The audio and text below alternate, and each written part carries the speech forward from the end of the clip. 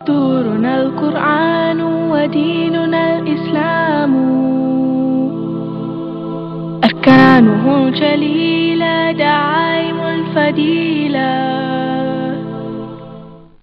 وَلَقَدْ يَسَّرْنَا الْقُرْآنَ لِلذِّكْرِ فَهَلْ مِن مُدَّكِرٍ، اور بے شک ہم نے آسان کیا قرآن نصیحت کو، پھر ہے کوئی نصیحت پکڑنے والا؟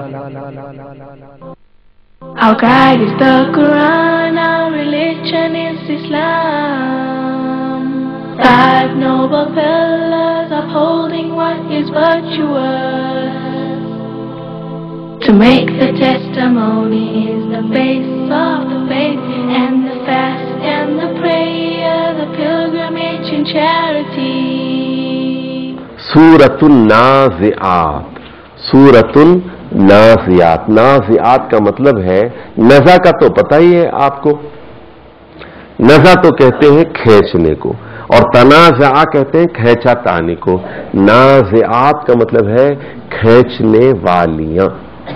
تو اس بارے میں قدیم مفسرین تو یہی کہتے ہیں نازعات سے مراد فرشتے ہیں، والناشطات نشطا، جو ڈوب کر روح کھینچتے ہیں، ان کی گواہی ہے۔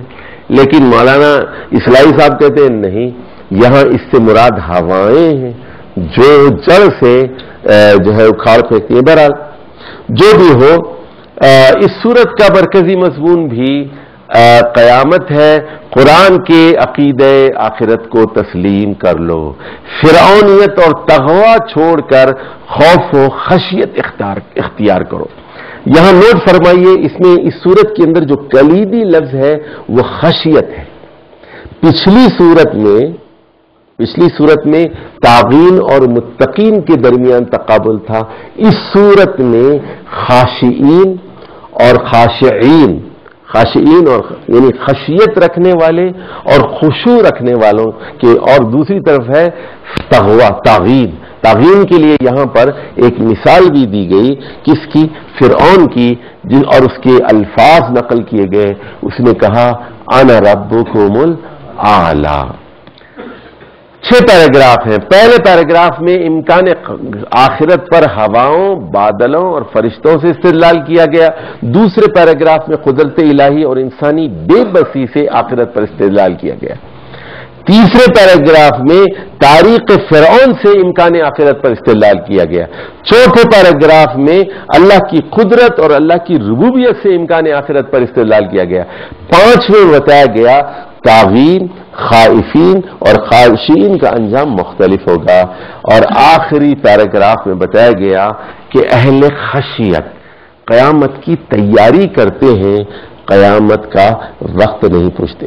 دیکھیے، سب سے اہم چیز ہے آخرت کو قبول کرنے کے لیے آپ کے دل میں سختی ہے یا نرمی ہے۔ اگر آپ کے اور خشیت کے مقابلے میں ایک لفظ قرآن میں بار بار استعمال ہوا ہے، وہ قساوت۔ قساوت کا مطلب ہے دل کی سختی۔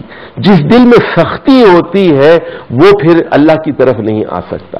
جس دل کے اندر نرمی ہوتی ہے، اور وہ اس لیے فرمایا گیا کچھ چٹانیں ایسی ہوتی ہیں جو پگھل پڑتی ہیں اور اس کے اندر سے چشمے جاری ہو جاتے ہیں، لیکن کچھ دل ایسے ہوتے ہیں جو پتھر سے زیادہ سخت ہوتے ہیں، او اشد قسوہ۔ تو جو دل کی تنگی سے پناہ مانگنا چاہیے، دل کی سختی سے پناہ مانگنا چاہیے۔ اللہ تعالی ہمیں اس سے محفوظ